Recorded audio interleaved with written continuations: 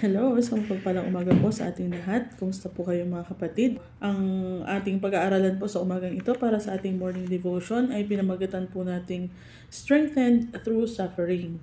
At ang ating verse po ay mula sa 1 Peter chapter 5 verse 10. And the God of all grace, who called you to His eternal glory in Christ, after you have suffered a little while, will Himself restore you and make you strong, firm, and steadfast. So basahin po natin yung nasa ating Our Daily Bread. Church services often end with a benediction. A common one is taken from Peter's concluding remarks in his first epistle. May the God of all grace, who called us to His eternal glory by Jesus Christ, after you have suffered a while, perfect, establish, strengthen, and settle you. Sa 1 Peter 5:10. Sometimes, omitted in the benediction is the phrase, after you have suffered a while. Why? Perhaps because it is not pleasant to speak of suffering. It should not surprise us, however, when suffering comes our way. The Apostle Paul, who knew well what it was to suffer, wrote, "All who desire to live godly in Christ Jesus will suffer persecution." Sa 2 Timothy chapter 3 verse 12. If we live a life of submission to God in 1 Peter 5:6, sinasabi po doon, "Humble yourselves therefore under God's mighty hand, that He may lift you up in due time." And resisting the devil in 1 Peter 5 verse 9, sabi po doon, "Resist him, standing firm in the faith, because you know that the family of believers throughout the world is undergoing the same kind of sufferings." We can expect to be misunderstood and taken advantage of, but the Apostle Peter says that there is a purpose for such suffering.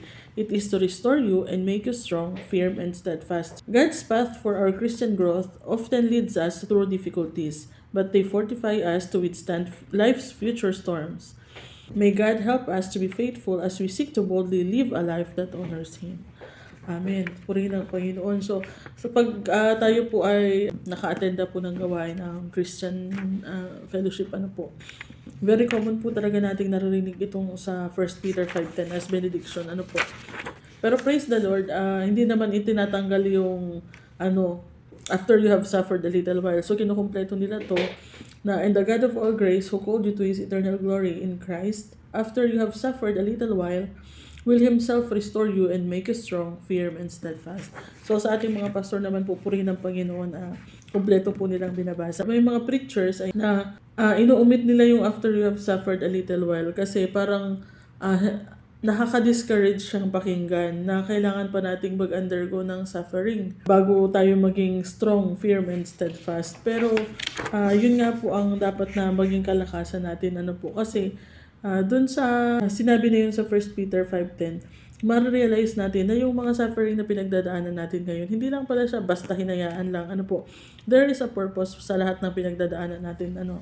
It is to restore us, to make us strong, firm, and steadfast. Di ba po minsan pag tayo ay humihingi ng kalakasan sa ating Panginoon, ang ibinibigay niya sa atin mga pagsubok. Dahil pag napagtagumpayan natin yung mga pagsubok, doon natin nararanasan yung kalakasan. Doon tayo nagkakaroon ng kalakasan. Marami mga times na humihingi tayo sa Panginoon ng pasensya. Bibigyan niya tayo ng mga kasamahan minsan na talaga namang nakakaubos ng pasensya. Pero yun nga po yung way ng ating Panginoon para makubog tayo. Kung kailangan natin ng, let's say, mahabang pasensya, hindi instantly parang ibubuhos sa'yo ng Panginoon.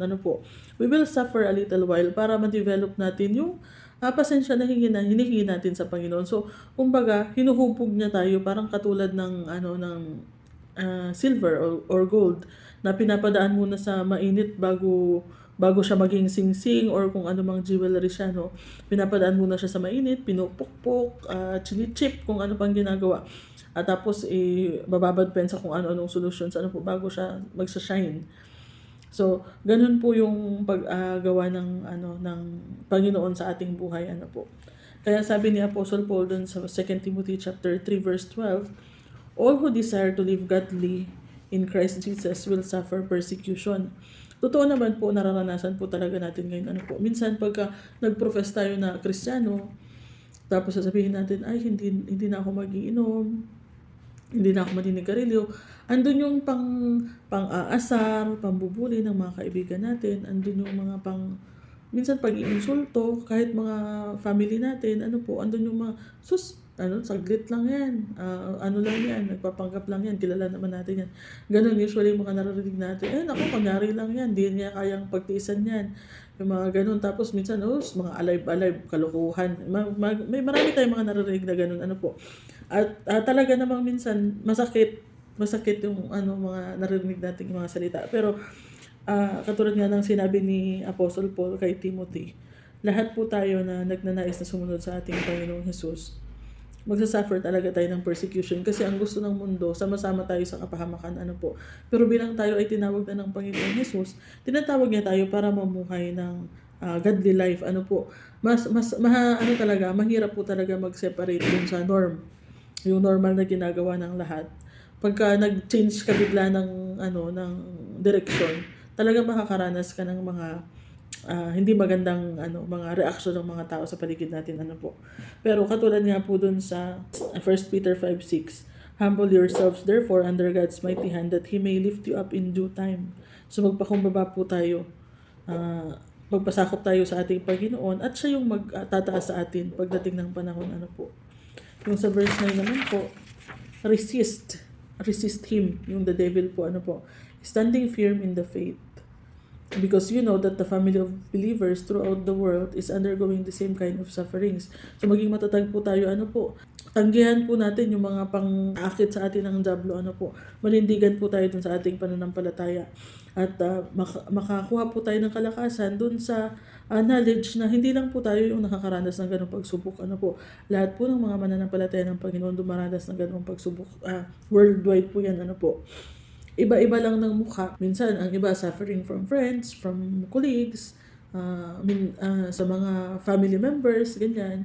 So, iba-iba lang tayo ng, pero the same kind of suffering yung dadaanan natin, yung mga persecution, lalo pa kung tayo ay bago pa lang na sumusunod sa ating Panginoong Jesus.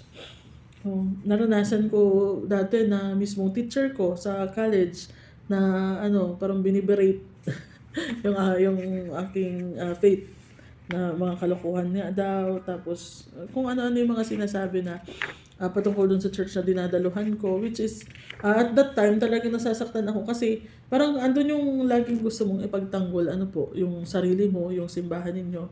Pero later on, nare-realize mo na it's not worth it na makipagdalo sa kanila. Hayaan na lang natin na ang Panginoon ang magbago ng kanilang kaisipan, At ayun nga, yung sa ating mga difficulties na napagdadaanan, pag ating na-endure po iyon, lalabas tayo na mas stronger, mas established. Sabi nga po dito sa 1 Peter 5:10, So, kung ano man po yung ating mga pinagdadaanan ngayon na mga kapatid, meron man tayong mga nararanasan na persecution, meron man tayong mga suffering na pinagdadaanan dahil maaaring dahil sa ating pananampalataya, dahil nararanasan natin yung mga discrimination sa school, sa ating trabaho, sa ating tahanan, nararanasan natin yung mga discrimination at persecution, sabi po dito, yung pangako ng Panginoon, we will suffer only a little.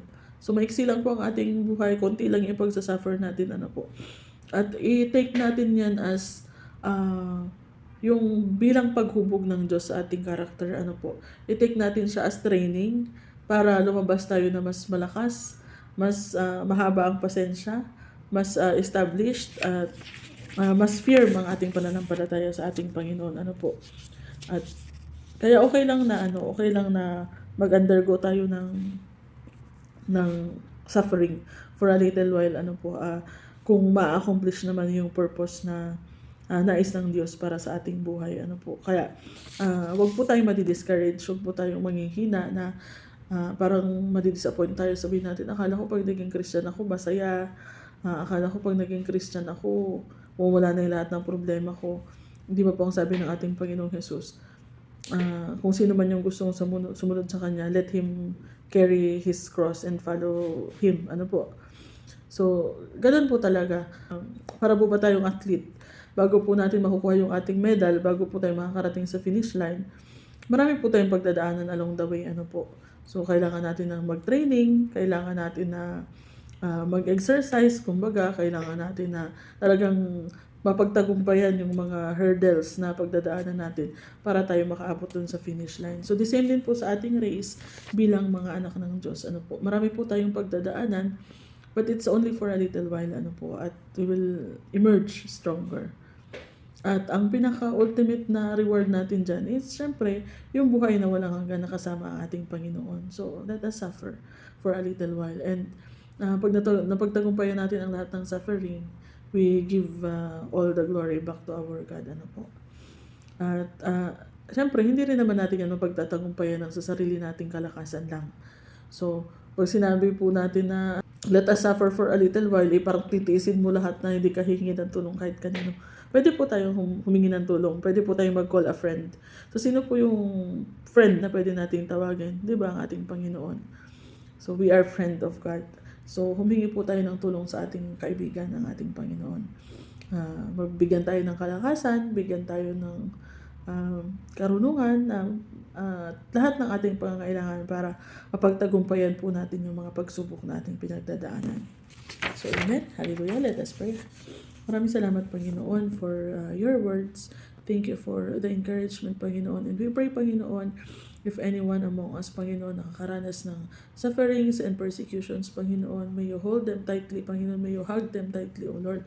At iparamdam niyo po sa kanila, Panginoon, na hindi po sila nag-iisa sa mga suffering at persecution na pinagdadaanan nila dahil nauna na po kayo nag-endure ng mga ganong persecutions, Panginoon.